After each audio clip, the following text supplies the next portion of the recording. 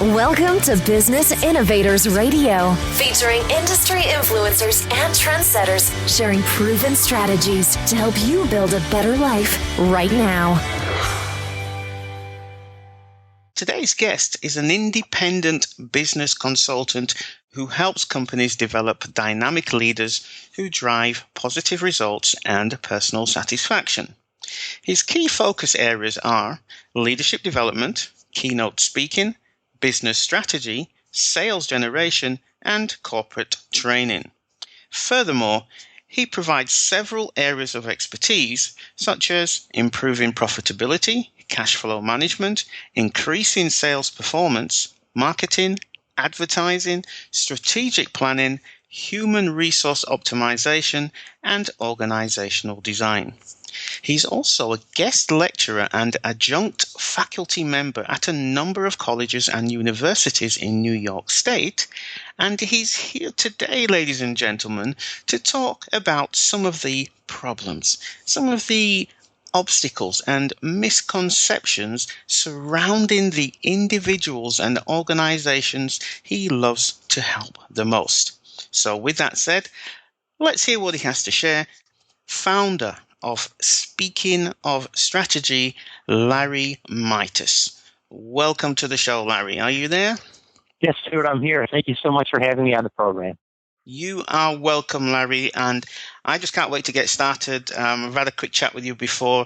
You sound like a really exciting guy, and based on your bio, it looks like you're going to have a lot of great information to share with our listeners. So with that said, let's jump feet first in and just set the tone for the rest of the show by asking you, who is it that you help, Larry?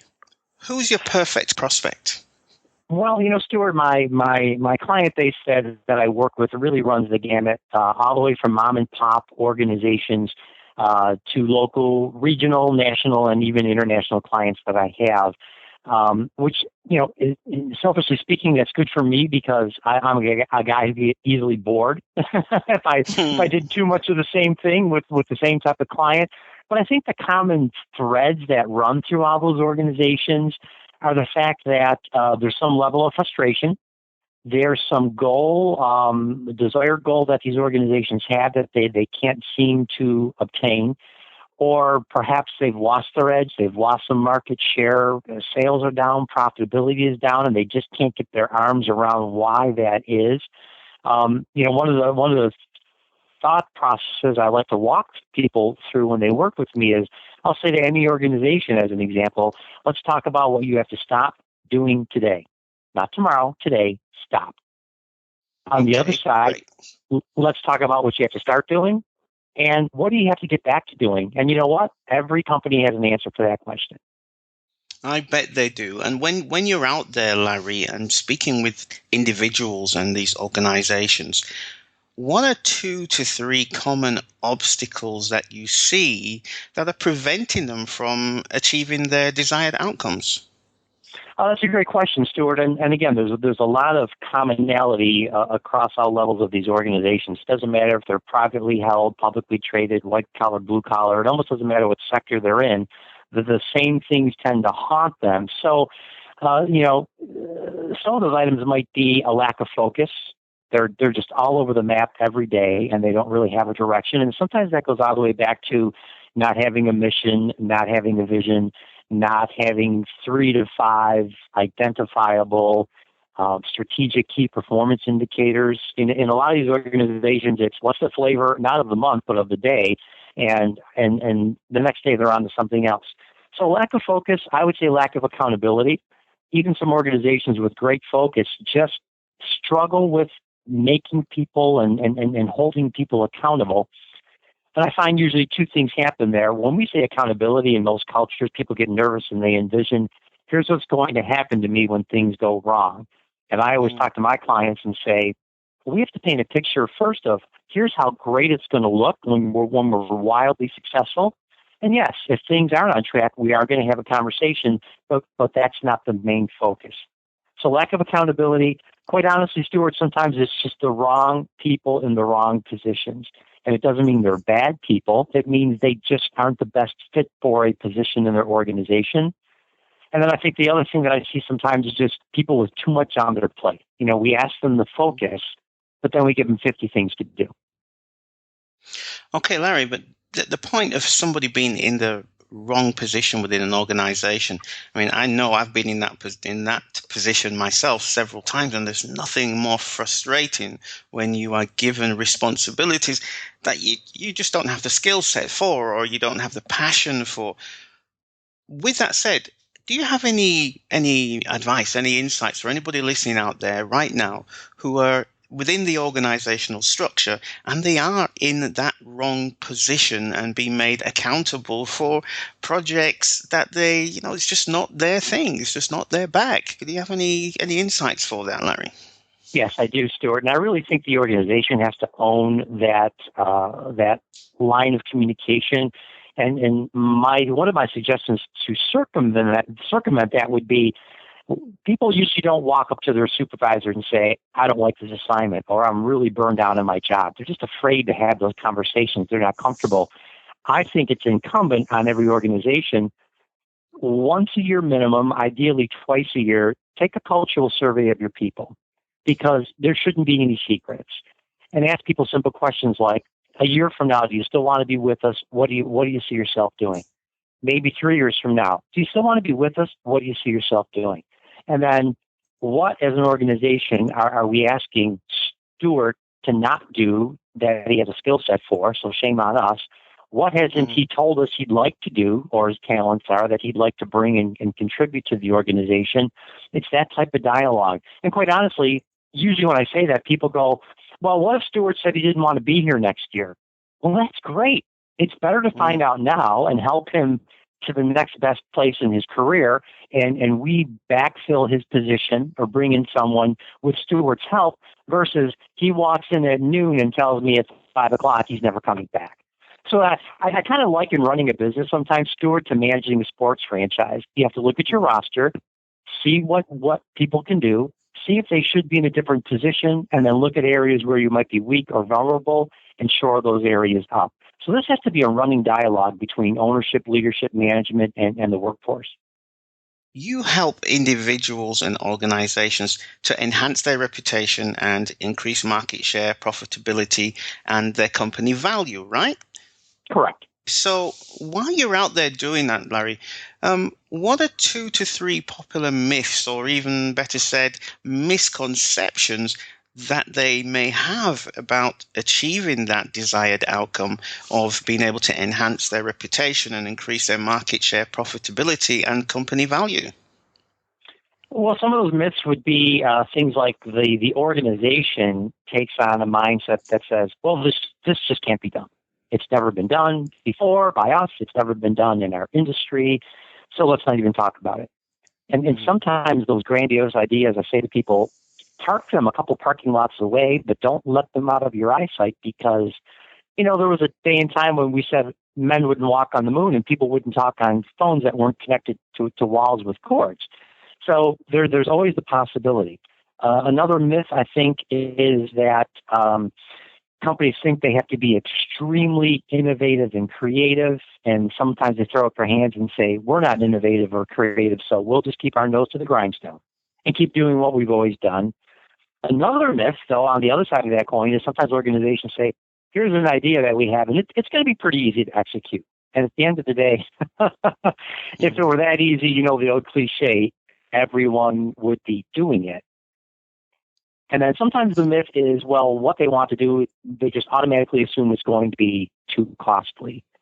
So again, when I look at that costliness factor, I say, well, think about running a sports franchise with a salary cap or a bonus structure.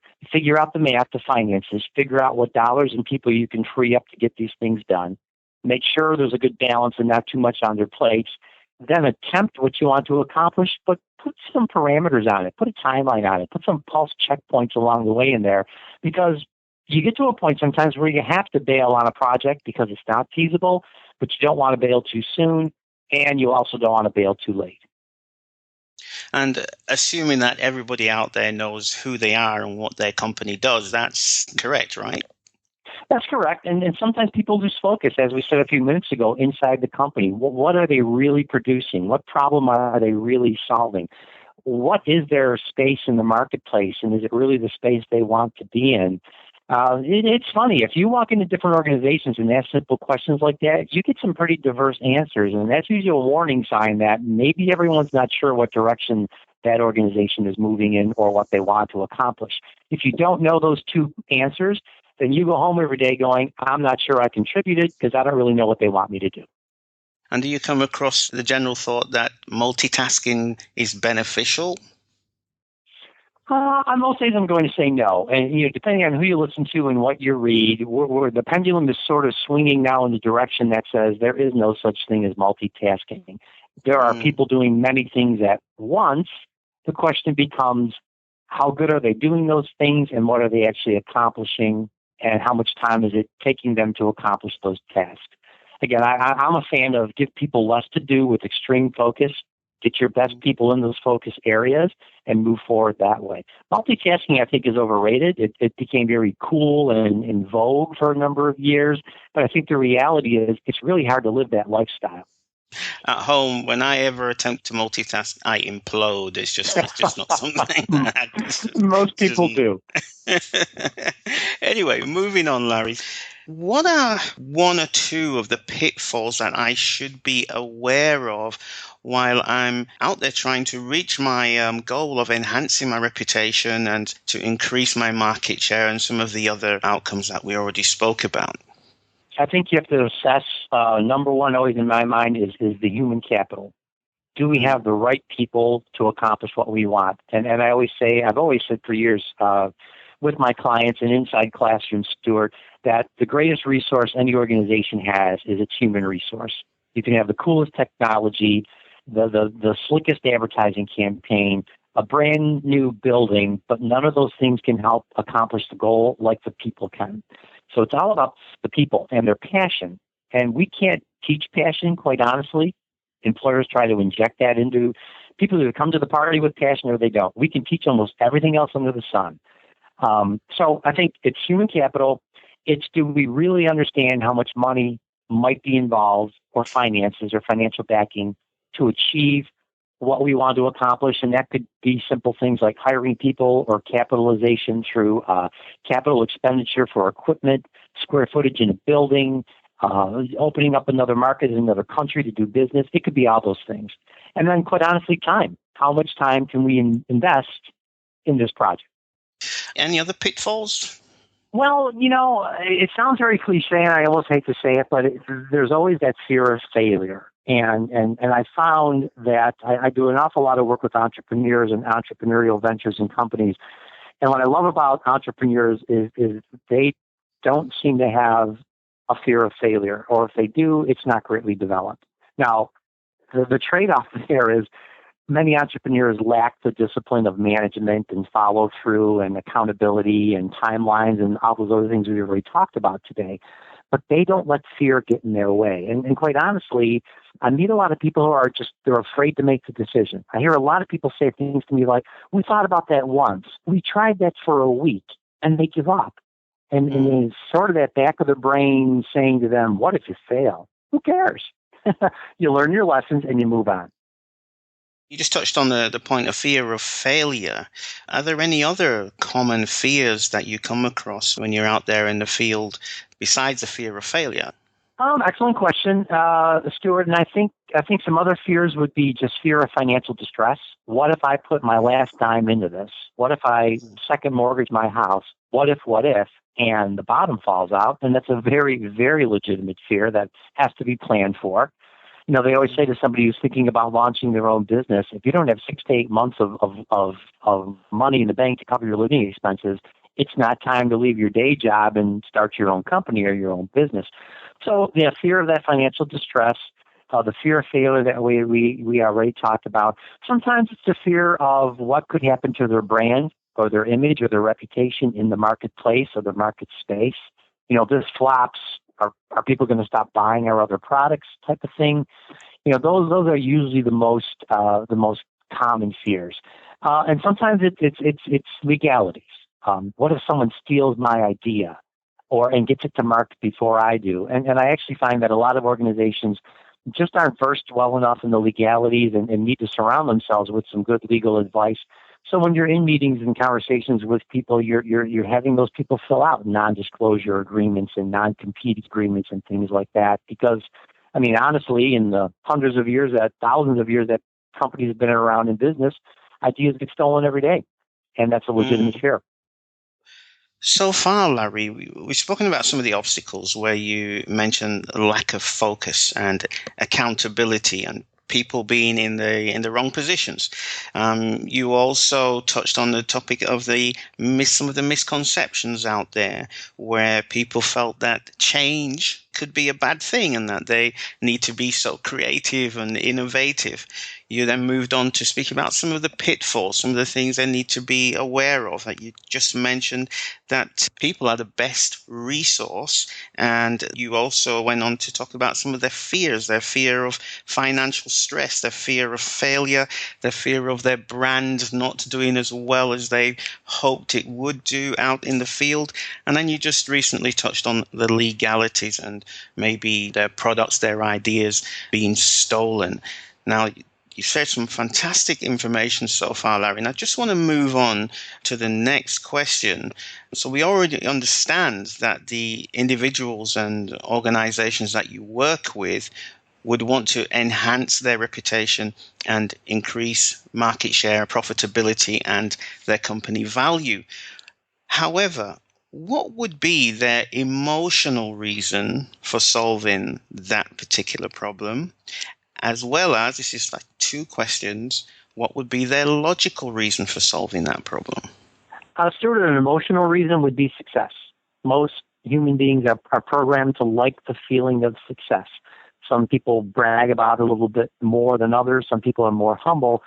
But to take a concept, map it out, plan for it financially, build the right team or adjust the team that already exists inside the organization, see the goal through, and see that have an impact on your business, I think that's an emotional driver that, quite honestly, a lot of people aren't used to where they work. They're not geared to think that way or encouraged to think that way.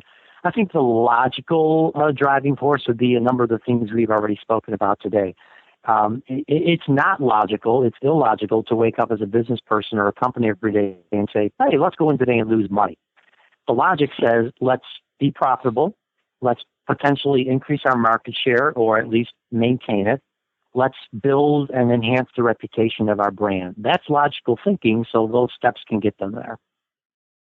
And how would things change then, Larry, if they were able to actually solve that problem then? How would things change for them?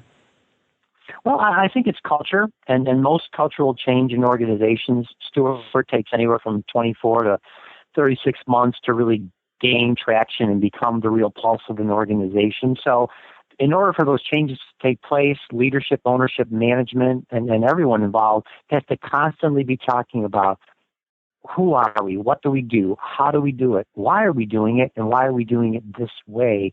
So it becomes more natural. It's like riding a bike. When we start to learn to ride a bike, you have to think really hard, you fall off a lot, and you scrape your elbows and your knees. When you get your business firing on all cylinders, it becomes more natural.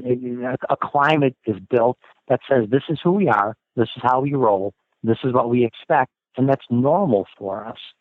And so that would be the upside. And then that becomes the culture. It's kind of hard to go backwards to where they were, unless they have like a mass exodus of people, and then they bring in some folks that aren't used to that culture. But the strongest cultures out there in business just have an accepted way of operating and thinking. And quite honestly, when they're hiring people, if people don't fit the culture, they don't try to force them into the culture. The indoctrination is too difficult, so they move on to the next candidate. We haven't heard much about your backstory. What inspired you to do what you do now, and what inspired you to help the people who you help today in your business? What kind of solutions do you have out there, Larry? Do they have a name? How did you start? Give us a little bit of feedback on that, please. Sure. Well, I woke up one day and I said, I've been working for other people for 35 years, and I think I'm disciplined enough to work for myself. And my wife, who's my best friend, soulmate, and the love of my life, said, you know what, you've always done what you said you were going to do. So go out and do this. And, about 9 years ago, I became an independent business consultant. I really genuinely enjoy meeting people. I really enjoy people. I enjoy being helpful to them. And, what's kind of unique about what I do as a consultant, Stuart, is, and my kids always look at me like I'm crazy when I say this, no one has to take my advice. I don't sign any paychecks for these employees. I don't own any of their companies. So they could look at me and say, you know what, you're just a bag of hot air, Larry. Just keep walking and talking and we're going to ignore you. When it comes to how much clout I have in organizations, it's pretty much zero. But, how we turn that table is helping people and helping organizations get results. Some of the things we talked about before, emotional results, tangible results. And, my focus areas became, I looked over my career and said, what do I do best? And what do I love to do the most? I've worked in real estate for 12 years. I was a broker, so I understand a lot of real estate information and transactional information.